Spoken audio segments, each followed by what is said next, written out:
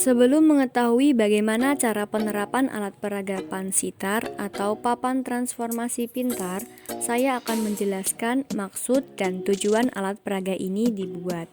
Pansitar ini adalah salah satu alat peraga yang digunakan untuk mempermudah belajar siswa dan mengatasi kesulitan belajar siswa dalam pembelajaran konsep geometri transformasi. Maka, melalui alat peraga ini, siswa dapat berpikir kritis dalam pembelajaran konsep geometri transformasi.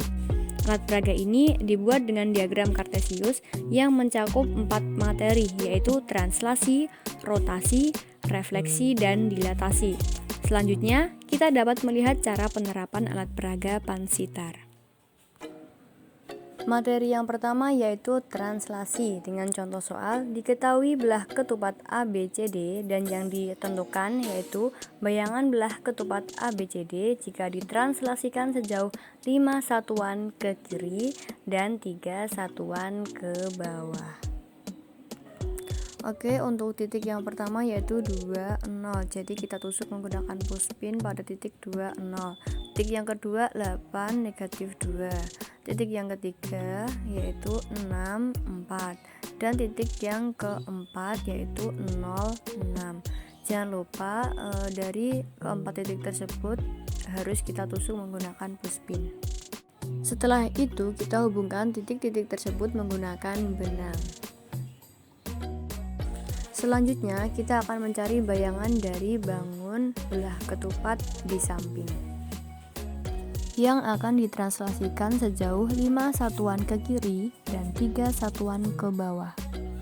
Pertama, kita coba pada titik D yaitu 0, 6. Jadi kita hitung 1, 2, 3, 4, 5 ke kiri dan 1, 2, 3 ke bawah. Jadi diperoleh bayangan yaitu negatif 5 dan 3.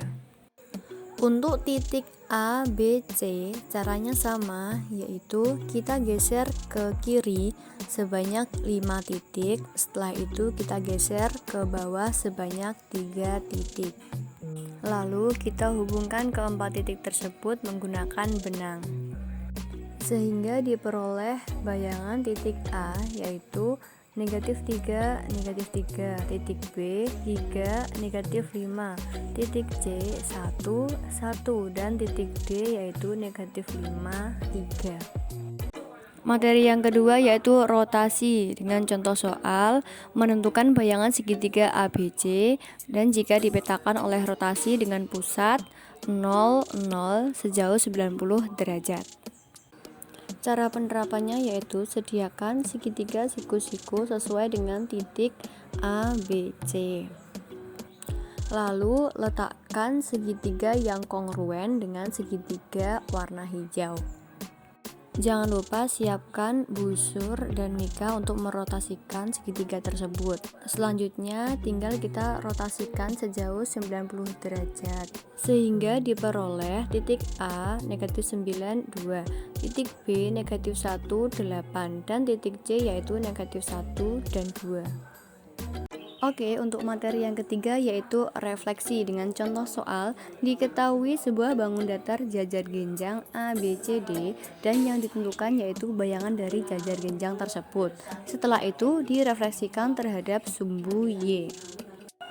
Cara penerapannya seperti biasa, kita siapkan jajar genjang tersebut sesuai dengan keempat titik yang telah diketahui. Jangan lupa siapkan mika untuk merefleksikan bangun tersebut. Lalu kita siapkan bangun datar yang kongruen dengan bangun awal tadi. Setelah itu kita letakkan di atas mika. Selanjutnya tinggal kita refleksikan terhadap sumbu Y sehingga diperoleh bayangan dari titik A adalah negatif 1, 1, titik B negatif 7, 1, titik C negatif 9, 5, dan titik D negatif 3, 5. Materi yang keempat yaitu dilatasi. Dengan contoh soal, diketahui segitiga ABC dan yang ditentukan adalah bayangan dari titik-titik sudutnya jika dilatasi terhadap titik pusat dengan faktor dilatasi yaitu 2. Untuk cara penerapannya seperti biasa, kita siapkan bangun segitiga sesuai dengan titik-titik yang telah diketahui. Selanjutnya, siapkan lidi untuk menghitung berapa perbesaran dari masing-masing titik koordinat tersebut. Caranya yaitu letakkan lidi dari titik pusat sampai titik-titik yang telah diketahui. Nah, titik A yaitu 1, negatif 4. Jadi 2 kali perbesarannya adalah 2, negatif 8. Jangan lupa kita kasih tanda menggunakan pushpin. Titik yang kedua caranya juga sama, kita letakkan lidi dari titik pusat sama titik B. Jadi 2 kali perbesarannya yaitu 10, negatif 8. Titik yang ketiga 2 kali perbesarannya yaitu 4, negatif 2. Sehingga diperoleh perbesaran dari titik A yaitu 2, negatif 8, titik B 10, negatif 8, dan titik C 4, negatif 2.